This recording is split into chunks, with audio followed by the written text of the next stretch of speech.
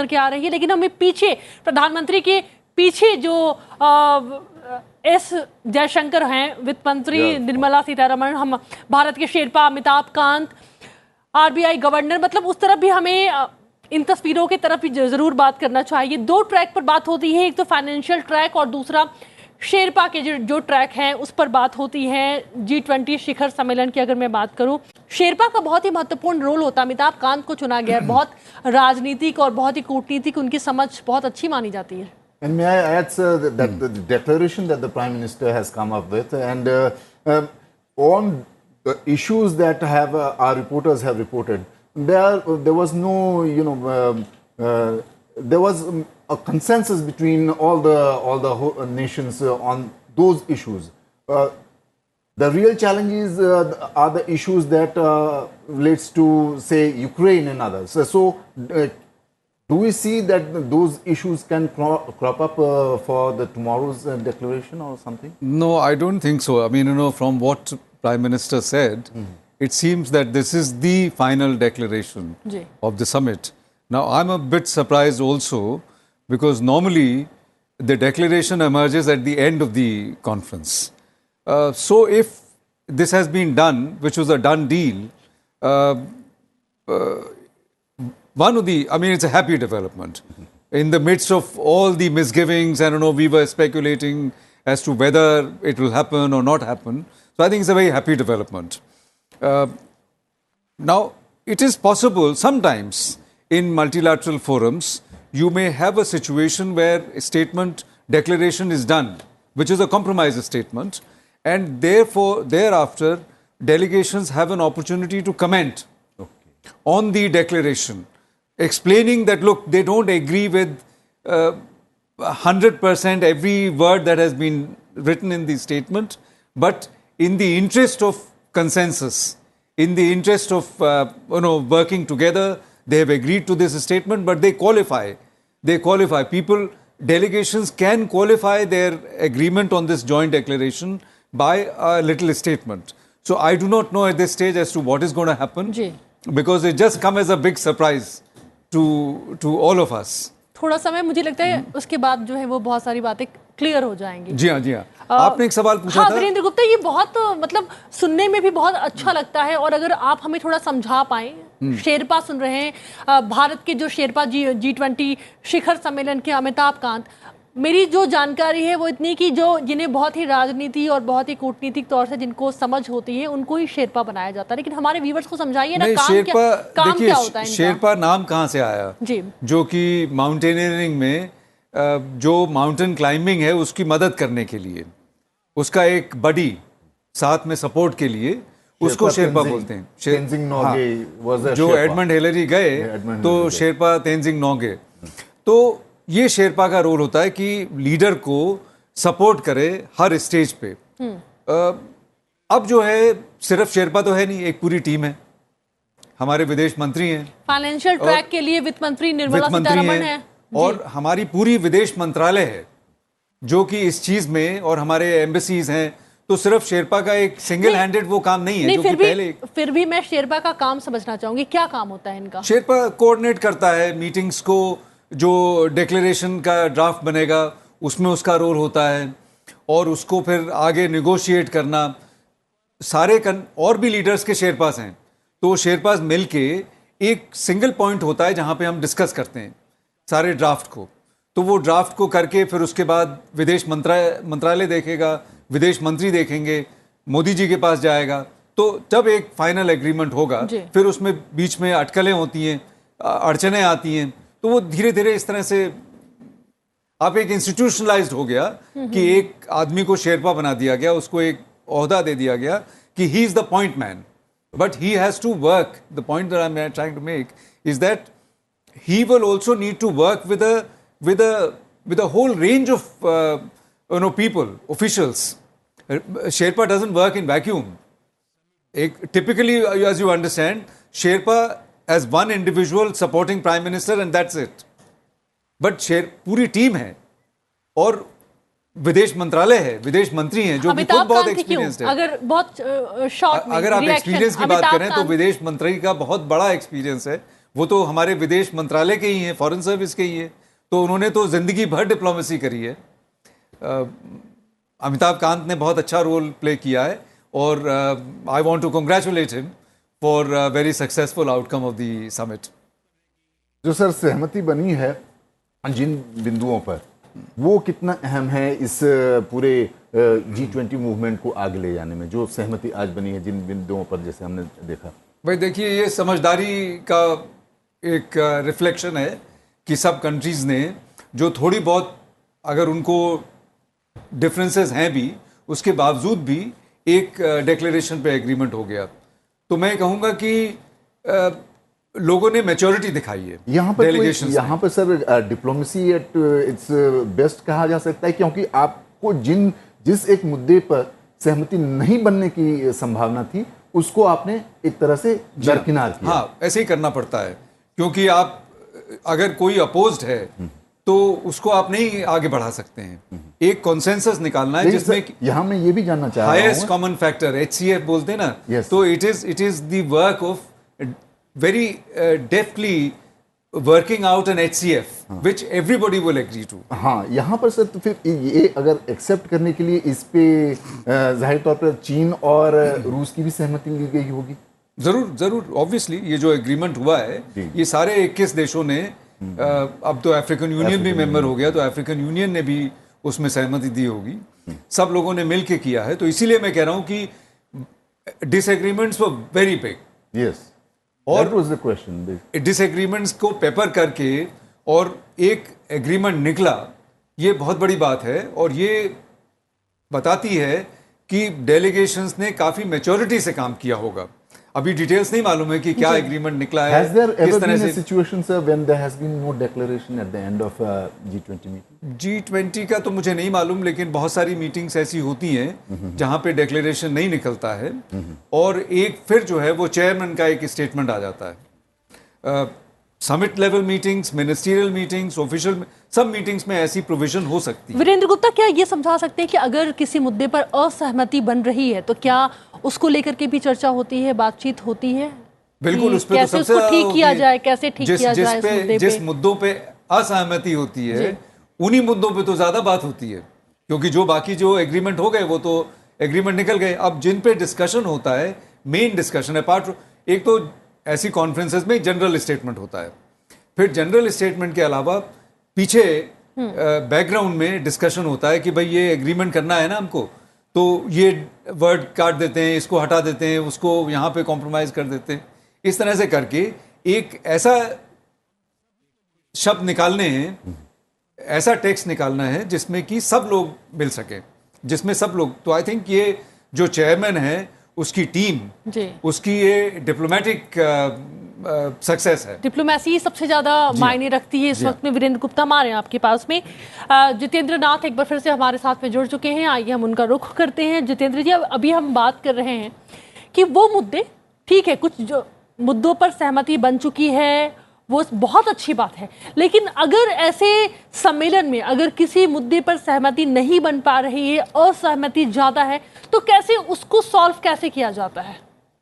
उसमें chairman statement होता है, आपने सुना अभी, लेकिन इसमें ये जाहिर है कि स्टेटमेंट हो चुका है।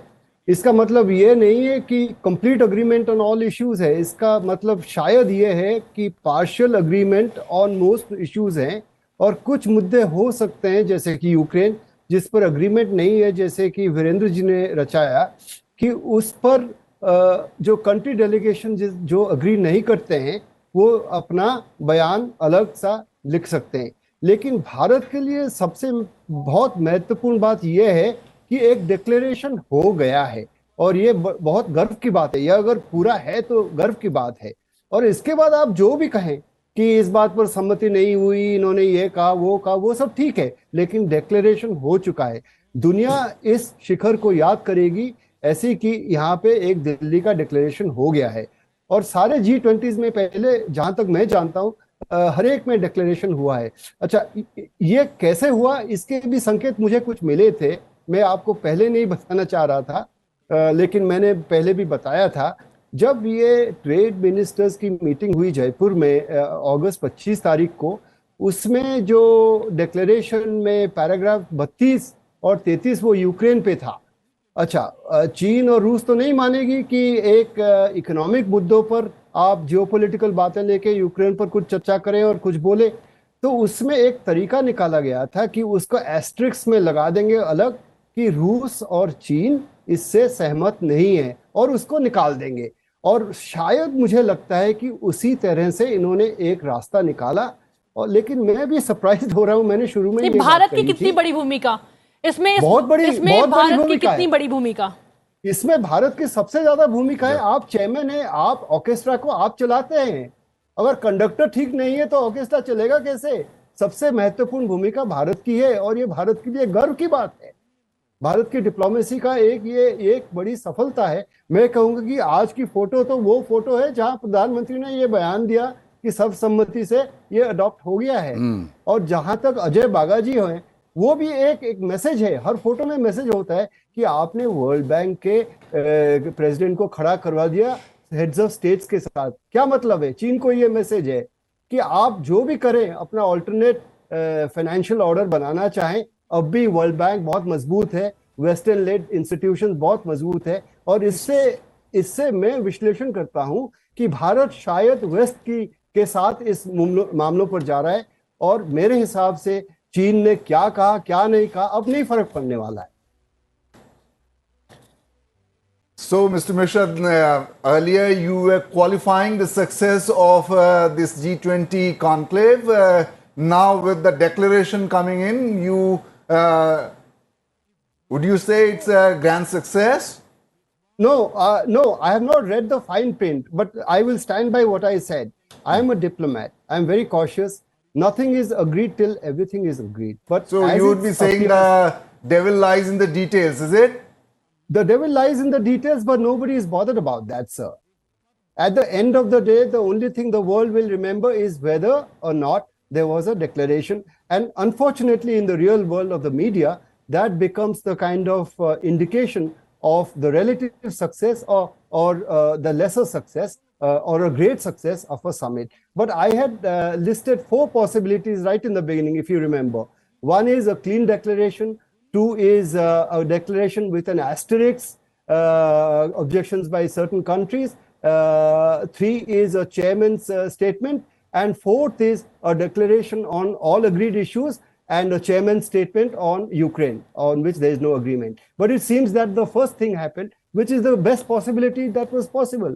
So I am very surprised actually that it happened on the first day. So obviously we didn't know things that were happening. And Amitabh Kant had given an indication of this. He said that there is agreement on most issues a few days ago, if you remember. So, but I still was being very hard-headed. I'm a diplomat because nothing is agreed till everything is agreed. Yes. Virendra Gupta के हर session में, जैसे कि अभी हमने देखा कि जो second session है वो शुरू हो चुका है और मुद्दा है वन फैमिली, तो क्या हर एक सेशन में मुद्दे पहले से ऐसे तय होते हैं, उस पर चर्चा होती है, फिर आम सहमति बनाना हर एक नोट पर बहुत ज़रूरी होता है, और जो क्लोजिंग जो रिमार्क होते हैं, मुझे कुछ सेकंड डे का भी कुछ अगर आप बता सके कि अंत में क्या होता है? मुद्दे एजेंडा पूरी कॉन्फ्रेंस का एक डिटरमिन्ड होता है, order of speakers, everything is pre determined and you don't have to have agreements session wise, agenda wise. Agreement is done by way of a joint declaration or a joint statement. तो ऐसे होता है, लोग बाग अपनी अपनी बातें करते हैं जी। और जितने भी हेड्स ऑफ स्टेट आए हैं उन सबको मौका मिलेगा, जो हेड ऑफ डेलीगेशंस भी हैं दूसरे कंट्रीज़ के भी, उनको भी अक्सर करके मौका मिलता है बोलने के लिए, गेस्ट कंट्रीज़ को भी, कि वो पार्टिसिपेट करें, वो भी कमेंट करें। तो इस तरह से है। Chairman he can summarise, chairman at the end of the each agenda, because he is in the chair, he can summarise कि हमारा ब्रॉड डिस्कशन ये हुआ।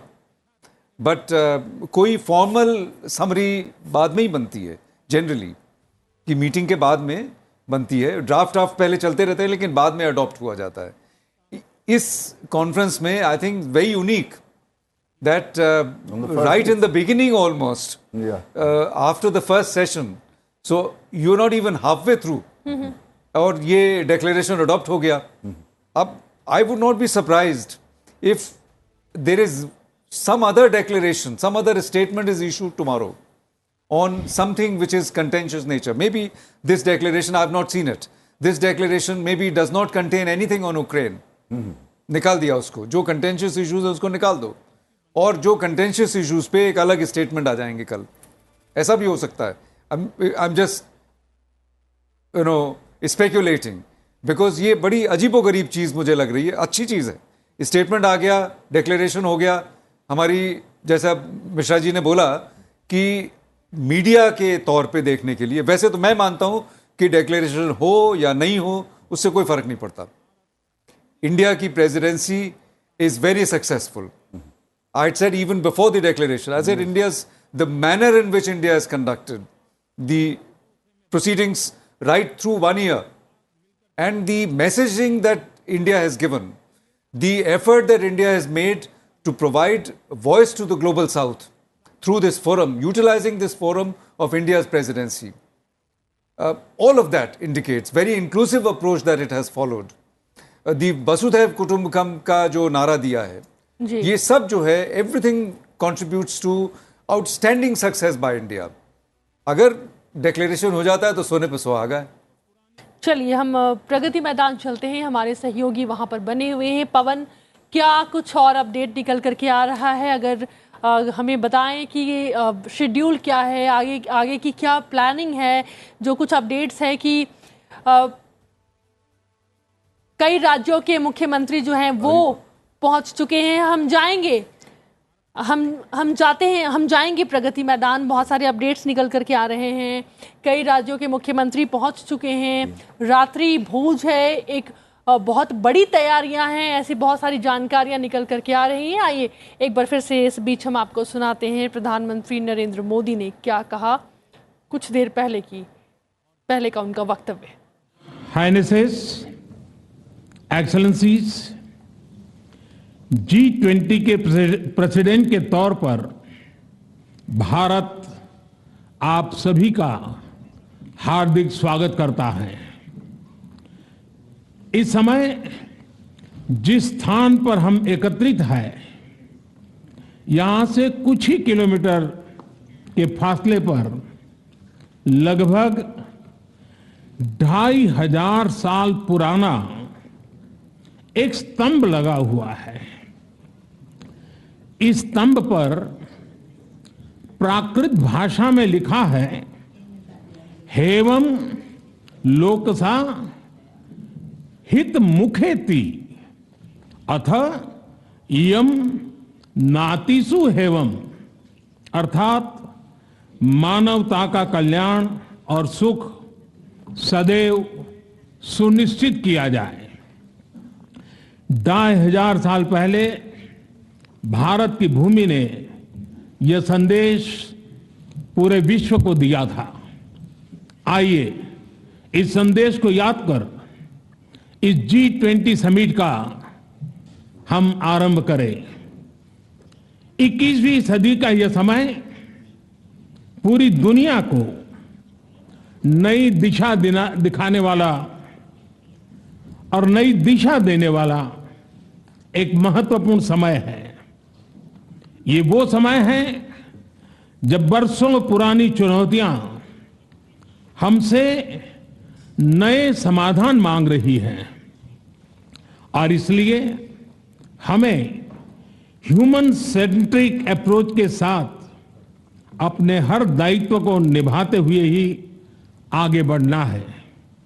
फ्रेंड्स, कोविड-19 के बाद विश्व में एक बहुत बड़ा संकट विश्वास के अभाव का आया है।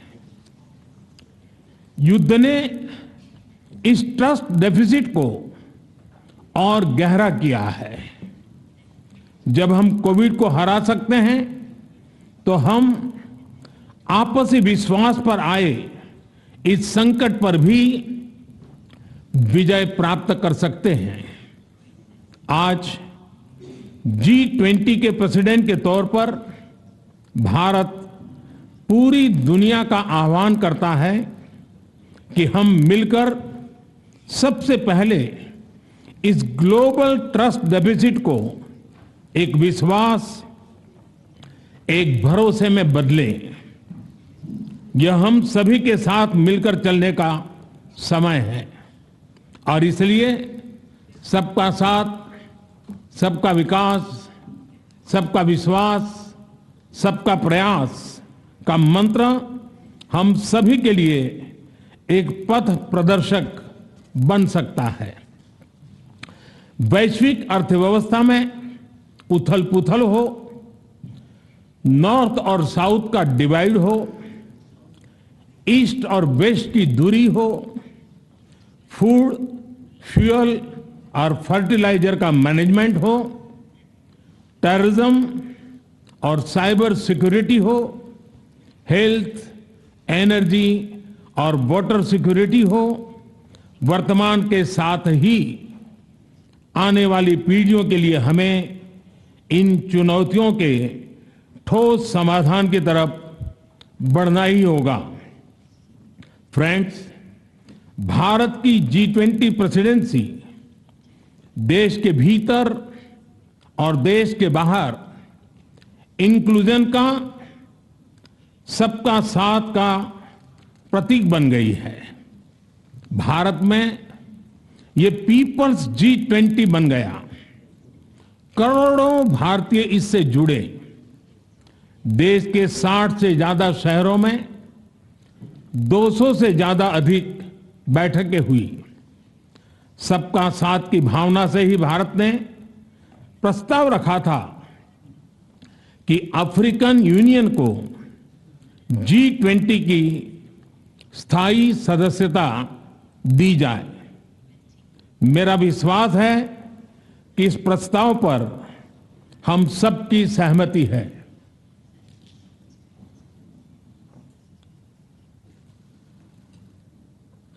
आप सबकी सहमति से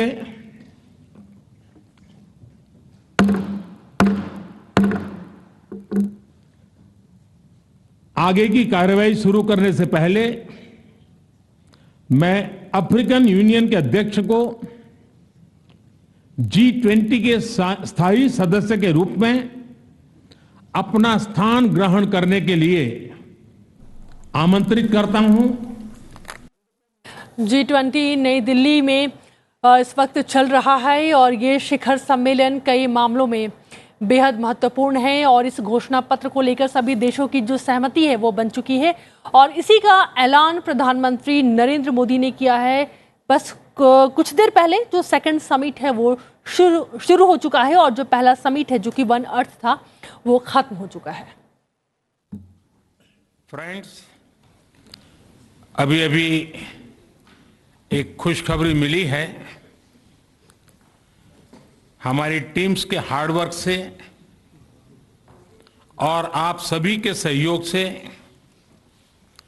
नई Delhi G20 leaders summit declaration पर सहमति बनी है।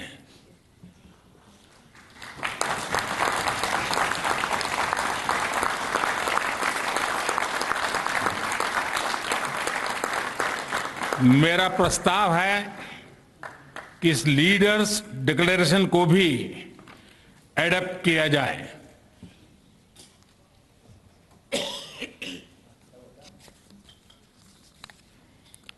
मैं इस डिक्लेरेशन को एडॉप्ट करने की घोषणा करता हूं।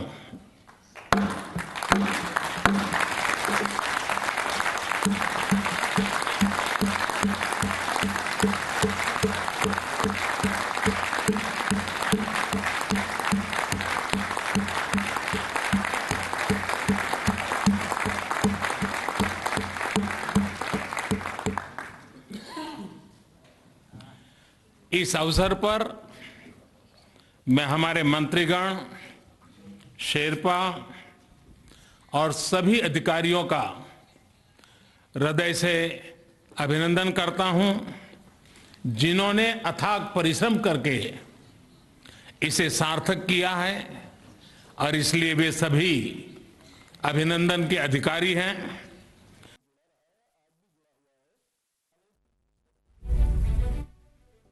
This is the tweet from the finance minister on the Vishwakum G20. And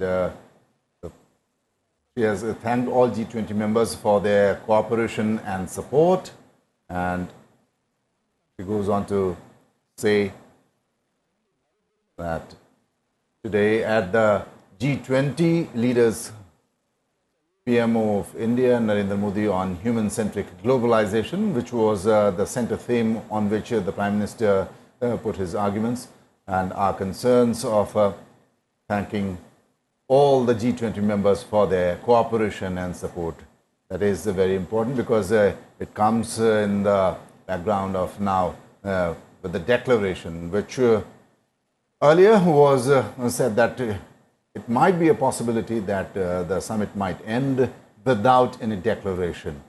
So in that sense, it's a huge success for India to come out with a declaration right in the beginning.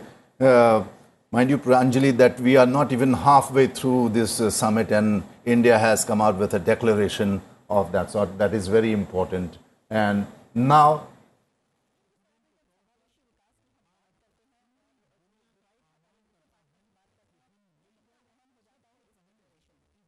you're seeing the visuals.